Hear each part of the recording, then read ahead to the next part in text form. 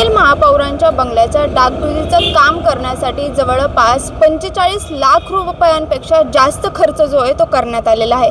नुकताच स्थायी समितीची जी बैठक पार पडली त्यात या खर्चाला जी आहे ती मंजुरी देखील देण्यात आलेली आहे। मात्र खरं बघायला गेलं तर गेल्या 12 वर्षांपासून या महापौरांच्या बंगल्यात महापौरांचं वास्तव्य नाही आणि गेल्या 4 वर्षांपासून तर हा बंगला जो आहे तो बंदच होता।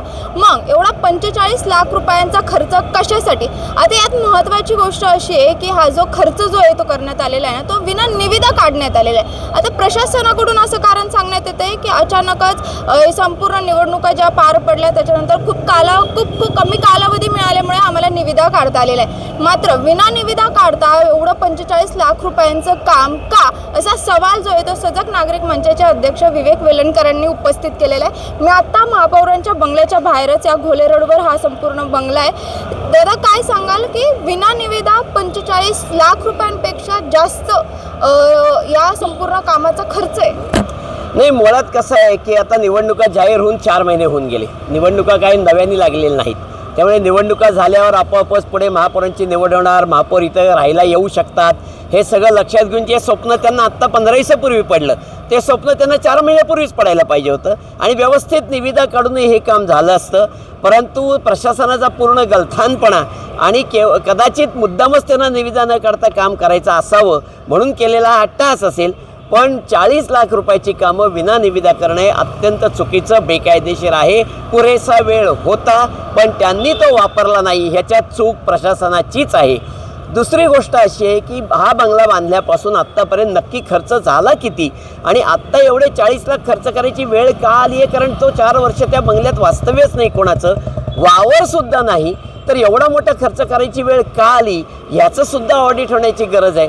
कारण बिना निविदा काढलं म्हणल्यावर कसलंच ऑडिट नाही, काही काढा, काय काम केलं नाही केलं कळायलाही मार्ग नाही, त्यामुळे कुठेतरी हे सगळंच गोलमाल आहे असं वाटतंय।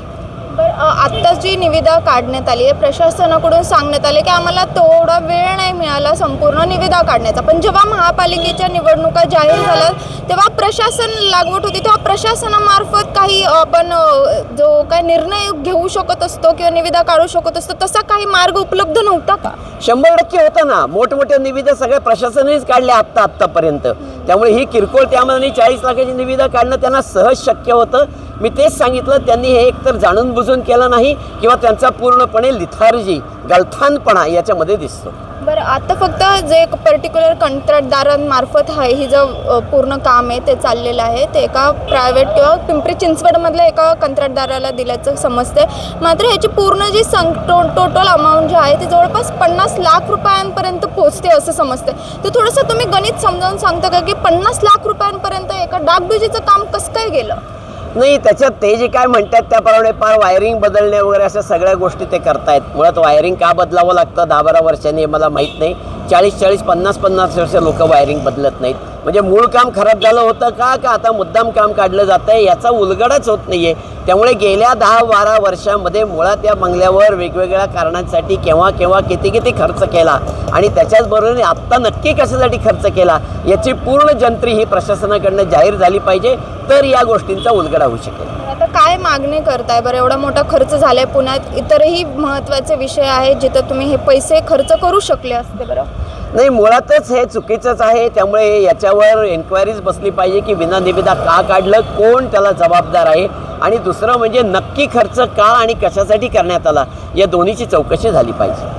नक्कीच जवळपास 50 लाख रुपयांपर्यंत हे संपूर्ण कामकाज जे आहे ते गेलेलं आहे। 45,91,000 जे आहे ते या डागडुजीसाठी लागलेले आहेत। आता याची संपूर्ण चौकशी जी आहे त्याची या संपूर्ण डागडुजी किंवा याचा खर्च कशा प्रकारे झाला यावर इन्क्वायरी बसवावी अशी मागणी जी आहे सध्या विवेक वेलणकरांनी केलेली आहे।